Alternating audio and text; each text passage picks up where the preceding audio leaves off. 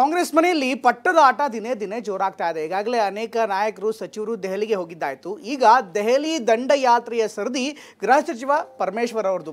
ಅವರ ನೇತೃತ್ವದಲ್ಲೇ ಒಂದು ದಲಿತ ನಾಯಕರ ಸಭೆ ಆಗಬೇಕಾಗಿತ್ತು. ಆದರೆ ನೇರವಾಗಿ ಹೈಕಮಾಂಡ್ ಅವರು ಸೂಚನೆ ಕೊಟ್ಟಿದ್ದರು. ಈಗ ಈ ದಲಿತ ನಾಯಕರ ಡಿನ್ನರ್ ಮೀಟಿಂಗ್ ಸ್ಟಾಪ್ ಆದಂಥ ದಿನದಿಂದಲೂ ಕೂಡ ಈ ಪಟ್ಟದ ಆಟ ಹೊಸ ತಿರುವನ್ನು ಪಡೆದುಕೊಳ್ತಾ ಇದೆ. ಇವತ್ತು ದೆಹಲಿಯಲ್ಲಿ KC ವೇಣುಗೋಪಾಲ್ ಅವರನ್ನು ಭೇಟಿಯಾದಂಥ ಗೃಹ ಸಚಿವ ಪರಮೇಶ್ವರ್ ಅವರು ಸಂಪೂರ್ಣವಾದಂಥ ರಾಜಕೀಯದ ವಿಚಾರವನ್ನು ಮಾತನಾಡಿದ್ದಾರೆ. ಪಕ್ಷದ ಒಳಗಿನ ವಿಚಾರವನ್ನು ಮಾಡಿದ್ದಾರೆ. ಜೊತೆಗೆ KPCC ಅಧ್ಯಕ್ಷ ಸ್ಥಾನದ ವಿಚಾರವನ್ನು ಕೂಡ ವೇಣುಗೋಪಾಲ್ ಜೊತೆ ಮಾತನಾಡಿದ್ದಾರೆ ಅನ್ನುವಂಥ ಮಾಹಿತಿ TV9ಗೆ ಲಭ್ಯವಾಗ್ತಾ ಇದೆ. ಅದರ ಕಂಪ್ಲೀಟ್ ಸ್ಟೋರಿ ಈ ಒಂದು ಮಾಹಿತಿ. ಡೆಲ್ಲಿ ಹೈಕಮಾಂಡ್ ಅಂದರೆ ದೇವಸ್ಥಾನಕ್ಕೆ ಯಾರು ಬೇಕಾದ್ರೂ ಹೋಗ್ಬೋದು, ಬರ್ಬೋದಕ್ಕೆ ನಿರ್ಬಂಧ ಇಲ್ಲ. ಇವತ್ತು ಎಲ್ಲ ವಿಚಾರಗಳಲ್ಲಿ ಕೂಡ ಹೈಕಮಾಂಡ್ ಇಸ್ ಸುಪ್ರೀಂ. ನಮ್ಮಲ್ಲಿ ಬಣಗಳೇನಿಲ್ಲ. KPCC ಅಧ್ಯಕ್ಷರಿದ್ದಾರಲ್ಲ, ಈಗ ಬದಲಾವಣೆ ಯಾರು ಹೇಳಿದ? ಹೈಕಮಾಂಡ್ ಹೇಳಿದಾರ? ಮುಖ್ಯಮಂತ್ರಿ ಕುರ್ಚಿ ಖಾಲಿನೂ ಇಲ್ಲ. ಕಾಂಗ್ರೆಸ್ ಮನೆಯಲ್ಲಿ ಈಗ ತಂತ್ರ ಪ್ರತಿತಂತ್ರಗಳದ್ದೇ ಆಟವಾಗಿದೆ. ಸಿಎಂ ಕುರ್ಚಿ ಮತ್ತು KPCC ಅಧ್ಯಕ್ಷ ಪಟ್ಟದ ಚದುರಂಗದಾಟ ಸದ್ಯ ಮತ್ತೊಂದು ಹಂತ ತಲುಪಿದೆ. ಇತ್ತೀಚೆಗೆ ದೆಹಲಿಗೆ ತೆರಳಿದ್ದ ಸತೀಶ್ ಹೈಕಮಾಂಡ್ ನಾಯಕರನ್ನ ಭೇಟಿಯಾಗಿದ್ರು. ಬಳಿಕ ರಾಜಣ್ಣ ಕೂಡ ದೆಹಲಿಗೆ ಹೋಗಿ ಬಂದಿದ್ರು. ಇದರ ಬೆನ್ನಲ್ಲೇ ಇಂದು ಗೃಹ ಸಚಿವ ಪರಮೇಶ್ವರ್ ದೆಹಲಿಗೆ ತೆರಳಿದ್ರು. KC ವೇಣುಗೋಪಾಲ್ ಭೇಟಿಯಾಗಿ ಸಿಎಂ ಬದಲಾವಣೆ, KPCC ಅಧ್ಯಕ್ಷ ಸ್ಥಾನ, ಪಕ್ಷದೊಳಗಿನ ಬೆಳವಣಿಗೆ ಬಗ್ಗೆ ಮಾತುಕತೆ ನಡೆಸಿದ್ದಾರೆ. ಸೋನಿಯಾ ಗಾಂಧಿ ಭೇಟಿಗೂ ಸಮಯ ಕೇಳಿದ್ದು ಮತ್ತಷ್ಟು ಚರ್ಚೆ ನಡೆಸೋ ಸಾಧ್ಯತೆ ಇದೆ. No comments, no reactions. So you are like supported, you are endorsed the state, like vote. No comments, no reactions. So you are like supported, you are endorsed the state.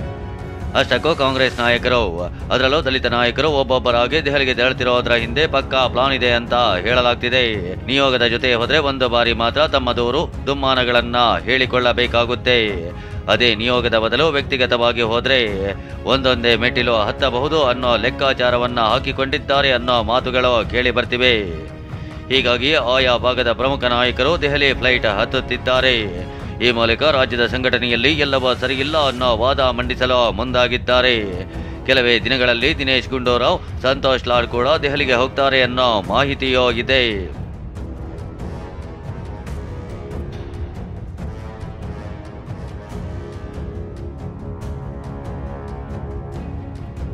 ಈ ಬೆಳವಣಿಗೆಗಳ ಮಧ್ಯೆಯೇ ನಿನ್ನೆಯಷ್ಟೇ ಸಿಎಂ ಆಪ್ತ ಸಚಿವ ಜಮೀರ್ ಅಹಮದ್ ಹಾಗೂ CM ರಾಜಕೀಯ ಕಾರ್ಯದರ್ಶಿ ನಸೀರ್ ಅಹಮದ್ ಖರ್ಗೆ ಭೇಟಿಯಾಗಿದ್ರು.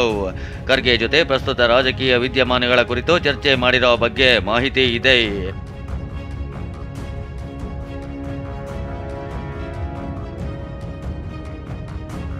ಇದು ಜಮೀರ್ ಭೇಟಿ ಕಥೆಯಾದ್ರೆ ಈತ DK ಸುರೇಶ್ ಕೂಡ ಇಂದು ಖರ್ಗೆ ಭೇಟಿಯಾಗಿದ್ದಾರೆ.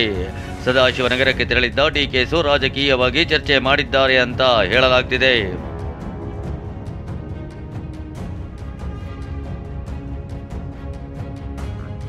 ಆತ ಖರ್ಗೆ ಮನೆ ಪರೇಡ್ ಜೋರಾಗಿದ್ರೆ ಈತ ಸಿಎಂ ಮನೆಗೆ ರಾಜಣ್ಣ ದಿಢೀರ್ ಭೇಟಿ ಕೊಟ್ಟಿದ್ದಾರೆ. ಕಾವೇರಿ ನಿವಾಸಕ್ಕೆ ತೆರಳಿದ್ದ ರಾಜಣ್ಣ ಸದ್ಯದ ಬೆಳವಣಿಗೆ ಬಗ್ಗೆ ಸಿದ್ದರಾಮಯ್ಯ ಗಮನಕ್ಕೆ ತಂದಿದ್ದಾರಂತೆ. ಈ ಮೂಲಕ DK ಗುರಿಯಾಗಿಸಿಕೊಂಡು ಮಾತನಾಡ್ತಿರೋ ರಾಜಣ್ಣ ಕೂಡ ವ್ಯಕ್ತಿಗತವಾಗಿ ಪ್ಲಾನ್ ಮಾಡ್ತಿದ್ದಾರೆ. ಮುಂದಿನ ದಿನಗಳಲ್ಲಿ ಶಾಸಕರು ಕೂಡ ದೆಹಲಿ ಯಾತ್ರೆ ತೆರಳೋ ಸಾಧ್ಯತೆ ಇದೆ. ಈ ಮೂಲಕ ಸಿಎಂ ನನ್ನ ಮೇಲೂ ಕೂಡ ಒತ್ತಡ ಇದೆ ಅಂತ ಹೇಳೋ ಸಾಧ್ಯತೆ ಇದೆ. ಹೀಗಾಗಿ ಒಬ್ಬೊಬ್ಬರಾಗಿಯೇ ಸಚಿವರು ಒಳ ರಾಜಕಾರಣದ ಭಾಗವಾಗಿ ದಾಳ ಉರುಳಿಸ್ತಿದ್ದಾರೆ. ಹೋಗ್ತಿರ್ಬೇಕಾದ್ರೆ ಏನು ಭೇಟಿಯಾಗಲಿಕ್ಕೆ ಏನು ಮುಕ್ತಿ ಅದು ದೇವಸ್ಥಾನ ಇದ್ದಾಗೆ. ಡೆಲ್ಲಿ ಹೈಕಮಾಂಡ್ ಅಂದರೆ ದೇವಸ್ಥಾನಕ್ಕೆ ಯಾರು ಬೇಕಾದ್ರೂ ಹೋಗ್ಬೋದು, ಬರ್ಬೋದಕ್ಕೆ ನಿರ್ಬಂಧ ಇಲ್ಲ. ಏನು ಬೇಡ್ಕೊಂಡಿಲ್ಲ ಪಕ್ಷ ಮತ್ತೆ ಬೆಳಿಬೇಕು, ಮುಂದೆ ಅಧಿಕಾರಕ್ಕೆ ಬರಬೇಕು ಅನ್ನೋದಷ್ಟೇ, ಮತ್ತೇನು ಬಿಡೋರು ಅಲ್ಲ. ಆಟ ಎಲ್ಲ ನಮ್ಮ ಹತ್ತಲ್ಲಿ ಏನೂ ಇಲ್ಲ. ನಾವೇನೋ ರಿಕ್ವೆಸ್ಟ್ ಹೇಳಿದಲ್ಲ, ಪ್ರಾರ್ಥನೆ ಮಾಡೋದಷ್ಟೇ. ಅಂತಿಮವಾಗಿ ಹೈಕಮಾಂಡ್ ಡಿಸಿಷನ್ ಮಾಡಬೇಕು. ಅವ್ರ ಅಭಿಪ್ರಾಯ ಹೇಳಿರ್ಬೋದು. ಇವತ್ತು ಎಲ್ಲ ವಿಚಾರಗಳಲ್ಲಿ ಕೂಡ high command is supreme. Mallikarjun Kharge ಅವರು, ಸೋನಿಯಾ ಗಾಂಧಿ ಅವರು, ರಾಹುಲ್ ಗಾಂಧಿ ಅವರು, CWC ಮೆಂಬರ್ಸ್, ಏನೇ ವಿಚಾರ ಬರಲಿ, ಯಾವುದೇ ವಿಚಾರ ಬರಲಿ, ಹೈಕಮಾಂಡ್ ಇಸ್ ಸುಪ್ರೀಂ ಒಂದನೇದ್ದು. ಆಮೇಲೆ ಈಗ ಉಳಿದಿದ್ದೆಲ್ಲವೂ ಕೂಡ ಅಪ್ರಸ್ತುತ. ಮುಖ್ಯಮಂತ್ರಿ ಕುರ್ಚಿ ಖಾಲಿನೂ ಇಲ್ಲ. ಆತ ಒಂದು ತಂಡ DK ವಿರುದ್ಧ ನೇರ ಅಟ್ಯಾಕ್ ಮಾಡ್ತಿದ್ರೆ DK ಶಿವಕುಮಾರ್ ಮಾತ್ರ ಸೈಲೆಂಟ್ ಗೇಮ್ ಆಡ್ತಿದ್ದಾರೆ. ಸಚಿವರ ಮಾತುಗಳಿಗೆ ಪ್ರತಿಕ್ರಿಯೆ ನೀಡ್ತಿಲ್ಲ. ಎಲ್ಲವನ್ನು ಹೈಕಮಾಂಡ್ ನಾಯಕರಿಂದಲೇ ರೀಚ್ ಔಟ್ ಮಾಡ್ತಿದ್ದಾರೆ. AICC ಹಿರಿಯ ನಾಯಕರಿಂದ ತಾವೇನು ಹೇಳಬೇಕು ಅದನ್ನ ಹೇಳಿಸ್ತಾ ಇದ್ದಾರೆ. ಹಾಸನದ ಸಿದ್ದರಾಮೋತ್ಸವ ಸಮಾವೇಶವೇ ಆಗಿರಬಹುದು, ದಲಿತ ನಾಯಕರ ಡಿನ್ನರ್ ಮೀಟಿಂಗ್ ಆಗಿರಬಹುದು. ಹೀಗೆ ಬ್ರೇಕ್ ಹಾಕಬೇಕು, ಹಾಗೆ ಬ್ರೇಕ್ ಹಾಕುವಲ್ಲಿ ಯಶಸ್ವಿಯಾಗಿದ್ದಾರೆ. ಹೀಗಾಗಿ ಆಡಳಿತ ಪಕ್ಷದಲ್ಲಿ ಏನೋ ಸಮಸ್ಯೆ ಇಲ್ಲ ಅಂತ ಹೇಳ್ತಾ ಇದ್ರು. ಸೂರ್ಯನ ಬೆಳಕಿನಡಿಯೇ ಎಲ್ಲ ನಡೆಯುತ್ತಿದೆ. ಕೆಪಿಸಿಸಿ ಅಧ್ಯಕ್ಷರಿದ್ದಾರಲ್ಲ ಈಗ, ಬದಲಾವಣೆ ಯಾರು ಹೇಳ್ದ? ಹೈಕಮಾಂಡ್ ಹೇಳಿದಾರ? ಸುಮ್ಮನೆ ನಾನು ಇಲ್ಲಿ ದಾವಣಗೆರೆಯಲ್ಲಿ ಕೇಳೋದು, ಇನ್ನೊಬ್ಬರು ಹೇಳೋದಲ್ಲ. ಕೆಪಿಸಿಸಿ ಅಧ್ಯಕ್ಷರ ನೇಮಕ ಮಾಡೋದು ಅವರು ಹೈಕಮಾಂಡು. ಅವ್ರೇನಾದ್ರು ಹೇಳಿದಾರ ನಿಮಗೆ? ಇಲ್ಲಲ್ಲ, ಅವರು ಖಾಲಿ ಇಲ್ಲಲ್ಲ, ಅವ್ರು ಇದ್ದಾರಲ್ಲ. ನಮ್ಮಲ್ಲಿ ಬಣಗಳೇನಿಲ್ಲ ನೋಡಿ, ನಾನು ಹೇಳಿದ ಕೆಲವು ಪ್ರತಿಷ್ಠೆಗಳಿದೆ ಹೊರತು ಬಣ ಅಂತೂ ಏನಿಲ್ಲ.